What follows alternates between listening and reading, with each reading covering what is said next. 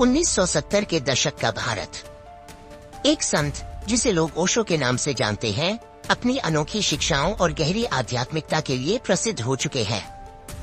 उनके प्रवचनों में हजारों लोग सम्मोहित होकर आते हैं, लेकिन जितनी तेजी से उनकी लोकप्रियता बढ़ रही है, उतनी ही रहस्यमय घटनाएं उनके जीवन में घटित होने लगी है। कहीं यह किसी गहरी साजिश का हिस्सा तो नहीं, या कोई अदृश्य शक्ति उन्हें रोकना चाहती है? यह फिल्म इसी रहस्य को खोलने की कोशिश करेगी। पहला भाग, रहस्य का आरंभ। रात का सन्नाटा। गंगा के किनारे एक संत गहरी ध्यानावस्था में बैठे हैं। दूर कहीं शंख ध्वनि गूंज रही है। तभी हल्की हवा में किसी की परछाई दिखती है। अचानक एक रहस्यमय आवाज सुनाई देती है, ज्ञान की इस अग्नि को बुझा दो, नहीं तो यह सब कुछ जला देगी। ओशो की आंखें धीरे धीरे खुलती हैं, उनकी मुस्कान वैसी ही बनी रहती है। परछाई ओझल हो जाती है। ओशो धीरे से कहते हैं, सत्य को जलाया नहीं जा सकता, केवल खोजा जा सकता है। दूसरा भाग, साजिश का पर्दाफाश। ओशो का आश्रम। हजारों शिष्य उन्हें सुनने के लिए इकट्ठे हुए हैं। वे प्रवचन दे रहे हैं। ओशो, सत्य को मत मानो, उसे खोजो। जो पाया गया है वह तुम्हारा अपना है। जो सुना गया है वह उधार लिया हुआ है। इतने में भीड़ में बैठे एक शख्स की आंखें ओशो पर टिकी होती हैं। उसकी जेब में एक छोटी सी चिट्ठी होती है, जिस पर लिखा है, अब समय आ गया है। तीसरा भाग, खतरे की आहट। आश्रम का पुस्तकालय। कुछ प्राचीन ग्रंथ बिखरे हुए हैं। एक व्यक्ति चुपचाप वहां आता है और एक ग्रंथ में छुपा हुआ कागज निकालता है। तभी पीछे से किसी के कदमों की आहट होती है। वह व्यक्ति मुड़ता है, लेकिन कोई नहीं दिखता। परछाइयां हिलती हैं।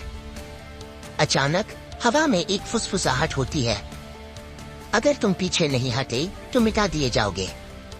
चौथा भाग, सत्य की खोज। ओशो का ध्यान कक्ष। उनके सबसे करीबी शिष्य अनिरुद्ध उनके सामने खड़ा है। गुरुदेव, कुछ लोग आपके खिलाफ साजिश कर रहे हैं। वे नहीं चाहते कि आपकी बातें लोगों तक पहुंचे। ओशो मुस्कुराते हुए, अंधकार को प्रकाश से डर लगता है, लेकिन डरने से रोशनी नहीं बुझती। अनिरुद्ध चिंतित नजर आता है। ओशो उसकी ओर देखते हैं और कहते हैं, असली सवाल यह नहीं कि वे हमें रोकेंगे या नहीं, असली सवाल यह है कि क्या तुम सच का साथ देने को तैयार हो। पांचवा भाग, अंतिम टकराव। अनिरुद्ध एक गुप्त संदेश का पीछा करते हुए एक भूमिगत मंदिर में पहुंचता है। वहां उसे महासाधक वेदांत का नाम सुनाई देता है। वह देखता है कि एक गुप्त संगठन ओशो को रोकने के लिए षड्यंत्र कर रहा है। महासाधक वेदांत, ज्ञान हर किसी के लिए नहीं होता। इसे केवल उन्हीं तक सीमित रखना चाहिए जो इसके योग्य है। अनिरुद्ध चौंक जाता है, लेकिन गुरुदेव कहते हैं कि सत्य सभी के लिए है। महासाधक वेदांत, अगर वह रुका नहीं तो उसे समाप्त कर दिया जाएगा। सत्य की विजय। ओशो एक विशाल सभा को संबोधित कर रही हैं। उनकी आंखों में अद्भुत तेज है। अचानक सभा में एक नकाबपोश व्यक्ति बंदूक निकालता है, लेकिन जैसे ही वह ओशो की ओर निशाना साधता है, ओशो की आंखें उससे मिलती हैं। अचानक नकाबपोश कांपने लगता है। उसकी बंदूक हाथ से गिर जाती है। ओशो बस मुस्कुराते हैं और कहते हैं, सत्य की शक्ति को कोई हथियार नहीं रोक सकता। नकाबपोश भाग जाता है।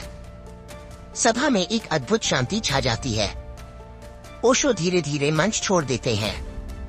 कैमरा ऊपर उठता है। ओशो की छवि धीरे धीरे धुंधली होती जाती है, लेकिन उनकी आवाज गूंजती रहती है, सत्य को ढूंढो, उसे मत मानो। अंधेरा तभी मिटता है जब हम खुद प्रकाश बन जाते हैं।